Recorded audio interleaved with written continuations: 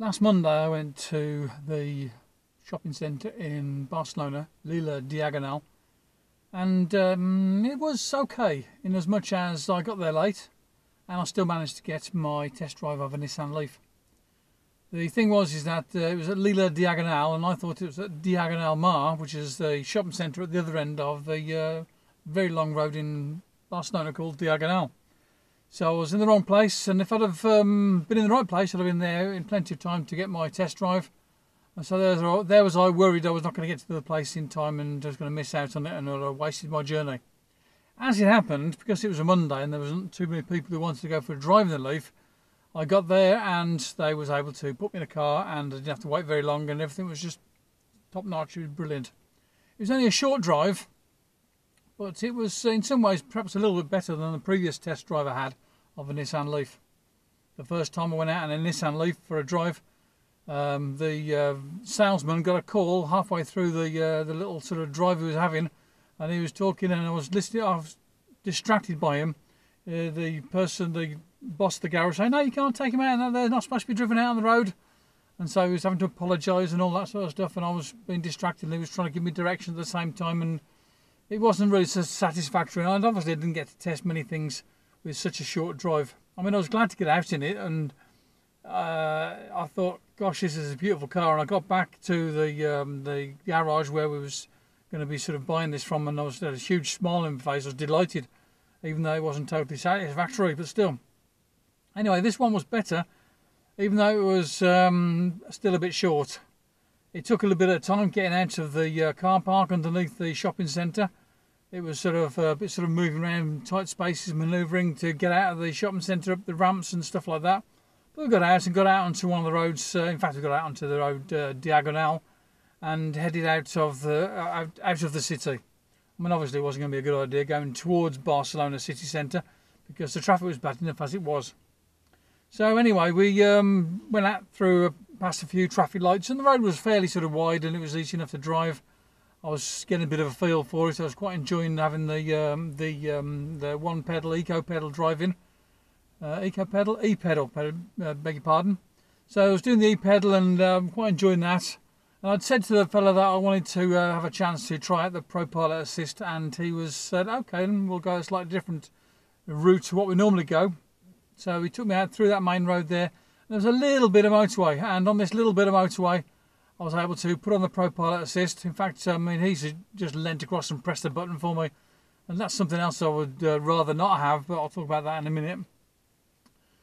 So he pressed the button and we got onto Pro Pilot, and it was delightful to be able to see the lines on the dash go green. Let's say that it would recognise the lines in the road.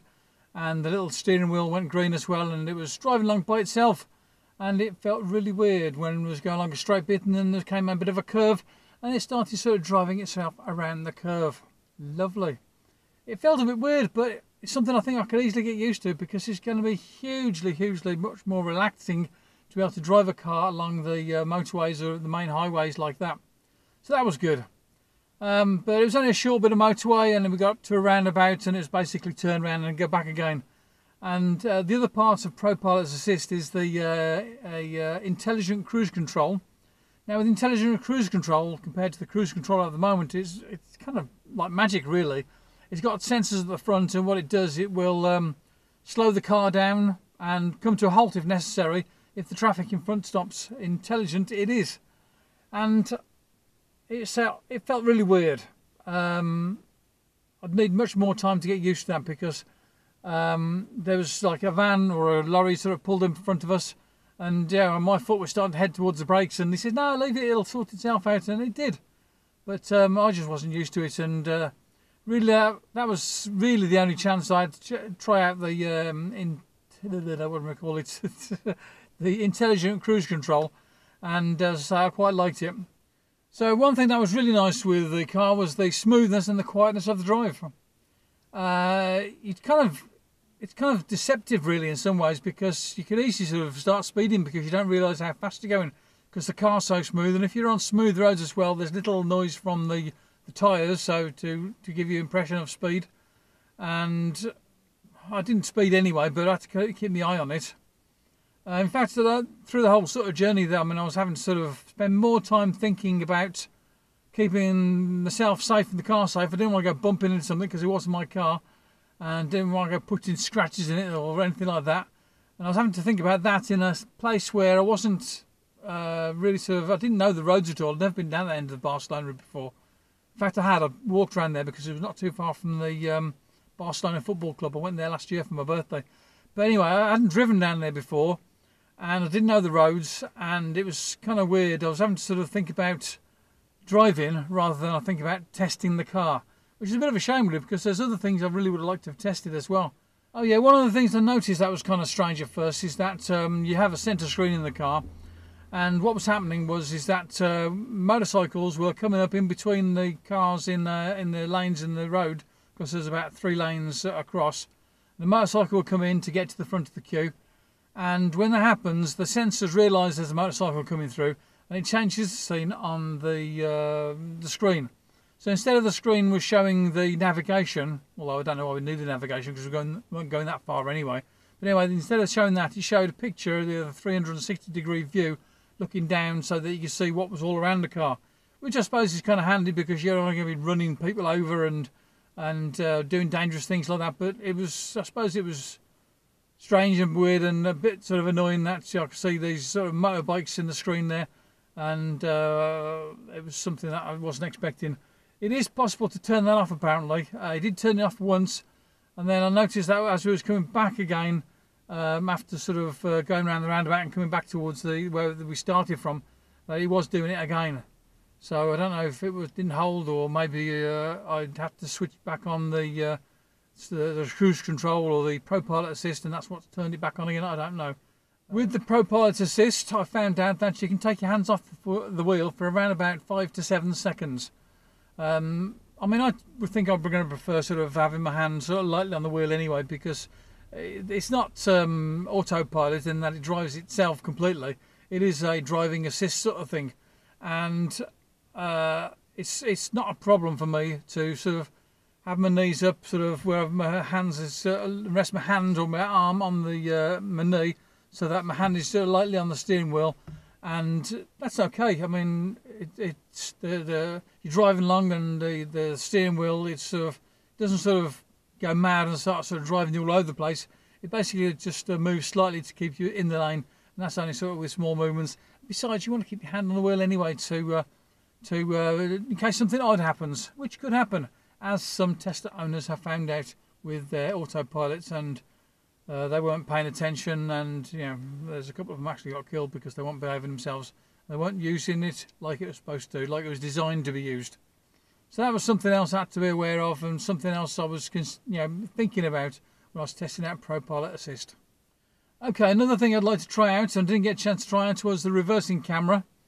When you use the reversing camera, you've got sort of some markings, sort of put AR style on the road, so that you can see, like a distance sort of thing. It gauges, like 1 metre away, 2 metre away, 3 metres away. And then also what happens is when you turn the wheel and you're sort of moving around, it gives you an idea of where the car is going to go because of you turning the wheel. So that is kind of nice. You'd want to use that in conjunction with the 360-degree view so you can see how close you are. And of course you've got the sensors as well to tell you how close you are. And I think something else I didn't get to try, but it'll beep and stuff as you're going back and you're too close to something. As I say, something like this, again with the temperatures of the battery and stuff like that, you'd need to have the car for a day. Maybe you're going to have to ask them and see if I can get it on a Monday and then take it back on a Tuesday or something like that. So then I'd have all day Monday for driving it, and then I can take it back on a Tuesday, and I'll be able to see what it was like for charging overnight, and also what it was like for trying out a couple of rapid charges during the day. Basically what I have to do is I have to get in the car and just see if I could do like 300 kilometres, maybe even 400 kilometres, to see what the situation was with having to do some charging. Well, the only problem with that, of course, is that at the moment I don't have access to the chargers that I'm expecting to have access to. There's chargers in Girona and Barcelona, which I'll be able to use for free if I've got a car and I'm registered with it. But because it's not my car and I'm not registered with it, then I don't know how that works, whether I'll be able to pay to use them, or whether I'd be able to just use them anyway by sort of registering across the network from the machine itself. I mean, there would be other charges I could use. I could go into other Nissan garages and maybe even that same Nissan garage charge you up and then sort of continue on my way, as it were. But that's something I need to think about. I'm still sort of kind of wondering about the Nissan Leaf. There's people that are hating it at the moment because of this rapid gate thing. I mean, I've worked it out based upon what I know from people who've got the car already, that it's not going to affect me much. I mean, if I drive 300 kilometres, that's basically sort of going to be one charge at the most, one rapid charge.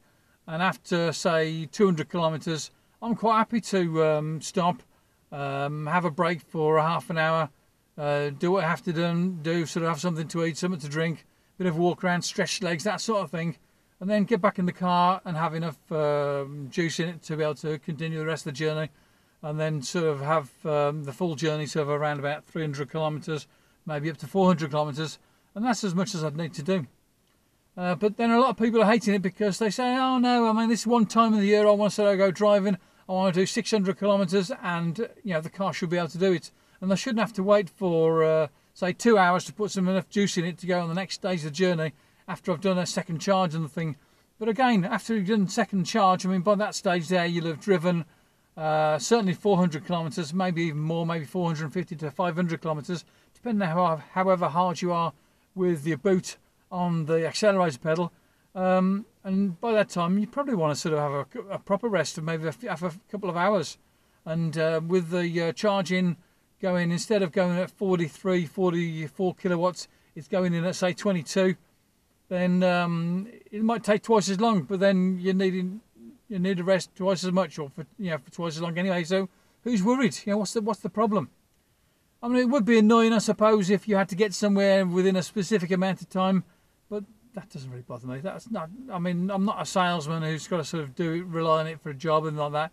It really would be a case of just using it for the sort of holidays, sort of vacation journeys, and plenty of time. Who's worried? Not me. Now, the first time I got into the car, when I was looking at it first in the dealers where I was supposed to be getting the car, and I thought that the centre console was kind of impinging upon my leg. Well, I've got a centre console in this car. This is the Renault Clio I'm in at the moment, and it seemed sort of like it was pushing against the side of my, just below my knee, and it felt a little bit uncomfortable when I first got into it. But this time of getting in there and driving it, in fact, the previous time of driving it, once I was actually in there and driving it, I never noticed. It didn't feel uncomfortable. In fact, the comfort of driving the car was just like supreme. I really enjoyed driving it, and I felt the seats were really comfortable, and it was a good experience. I loved it, and I think I'm delighted. If I will be delighted when I finally get my hands on the car. Also, with the seating arrangements, I haven't got particularly long legs. I'm not particularly tall. 1.80 m is my height. And when I put the seat back to a comfortable position for me to drive in, there was still loads of room for anyone who wanted to sit behind me. Not the case here with this Clio. If I have someone in the back of me, then basically I have to put my car seat one notch further forward, which is not quite so comfortable for me. But at least the person behind me has got some knee room, so that's going to be kind of nice with the Nissan Leaf. Although with the Nissan Leaf, I did notice that when I was trying out the one before, or sitting in the back of it, with the seat as it was set, there wasn't a lot of room for the feet. So, like with with this car, you've got room to stick your feet underneath the seat in front, which gives you an extra bit of room. It didn't seem to be the case with the Nissan Leaf. Maybe it's possible when using the adjustments for the Leaf and you move the seat up a bit, maybe that gives a bit of room for the passengers in the rear have some feet room. So something to think about. So the other things I didn't get to try out was the pedestrian warnings, whether it's someone walking in front of the car or walking behind the car. Same with the cross traffic, where you're sort of pulling out of a parking space and you want to know if a car's coming along. I didn't see those warnings, and I'd love to be able to try those out because I think they're going to be absolutely marvellous and useful. You don't want to sort of go hitting pedestrians that walk out in front of you or pedestrians that walk out behind you. But in car parks all the time, I mean, you're trying to get out and you've got a great big sort of van on one side and a SUV sort of thing on the other side, and you can't see a thing. And sometimes the only way is to get someone out behind and guiding you out. And with the Nissan, I'll not have to do that because I'll be having sort of an early warning system. it shows another a yellow sort of marking around the picture when you come in, when you're reversing out, which I think is going to be kind of good. Something else I can't try at the moment is the fact that you've got the headlight switch themselves on. You've got the mirror which does its thing with dipping so that you don't get blinded with a car coming from behind. Also with the headlights you've got the fact that it'll dip itself. So it's auto on plus dipping itself or putting it back onto main beam again. That's going to be kind of nice, and again it'll be something that makes driving at night time just as relaxing as driving during the daytime when it's one less thing to think about. I wasn't that impressed with having a minder in the car with us as well. I mean, he was fairly hands off to a large extent, but I did get a bit annoyed when he was touching the wheel and touching the buttons, when it would have been better if he'd have said to me, look, let's give the Pro Pilot just a try. You want to try it out and see what it's like. Press the button now and then just watch what happens with the screen, and you'll see it going into sort of Pro Pilot assist mode and it'll drive itself. But instead he reached across and pressed the button, and I'd rather he didn't do that, but still. That's something else. Okay, so let's have a bit of a sort of talk about my buying experience of Nissan Leaf. It's been kind of a bit dire, really. I put in an order 4 months ago, 4.5 months ago now, and I'm getting impatient. It's going to be 5.5 months by the time I get the car, and that's far too long. I've been on to the customer assistance for Nissan Leaf, or Nissan, and they haven't been particularly helpful. The first time I rang them, they wouldn't tell me anything. I rang them again because I wanted to find out more, and in the end they rang me because I sent an email to them as well because I wasn't happy with the way things were going. I wasn't getting any satisfaction from the dealership. The dealership was basically sort of saying, yeah, everything's fine, and then a bit later I find out it wasn't particularly fine. The dealer, he basically didn't know what he was doing in regards the amount of time that was there for the incentive money from the government, and he lost me that incentive money. And also he didn't tell me that by changing my order in January I would certainly lose my place in the queue and having to start fresh, which is why it's been like an extra month of waiting for getting the car. And he should have known that, and basically if I'd have known that, perhaps I would have either been more sanguine about it, I'd have been less impatient, or maybe I'd have not changed my order and I'd have stayed with the original order and gone with that. So that's basically it, and I'm still waiting. I'm getting very jealous of people who are getting the cars already. I have noticed that in some places people have been able to go into a dealership.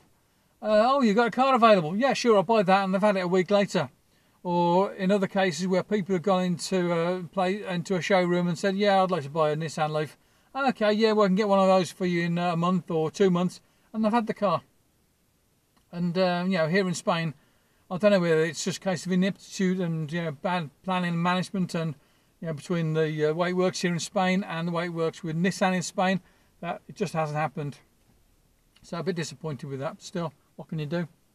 It seems like in America that basically what you can do is you can ring around some of the dealers sort of in a radius from where you live, and perhaps find that there's cars available. I did last week try ringing a dealer that was down towards the south of Spain. It was a little bit further south, down from Madrid, going in the direction of Murcia, and they've got a Nissan Leaf in there, but it was an Accenta, and I didn't want one of those. I certainly don't want one of those. It's not. So I want the top level, the Tecna. I did ring up a dealer, the biggest dealer that was going in Madrid, and they hadn't got the car in.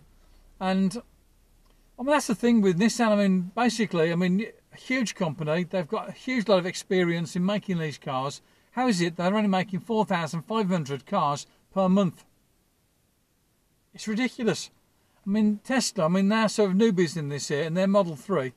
And, okay, they've got lots of money sort of being thrown at the problems, and, Elon Musk is sleeping in the factory if necessary to sort out problems. But, that's sort of getting through teething troubles, and, Nissan shouldn't be having teething troubles with just making a new car when they're so used to making cars in a factory that's been sort of, churning out lots of other cars already.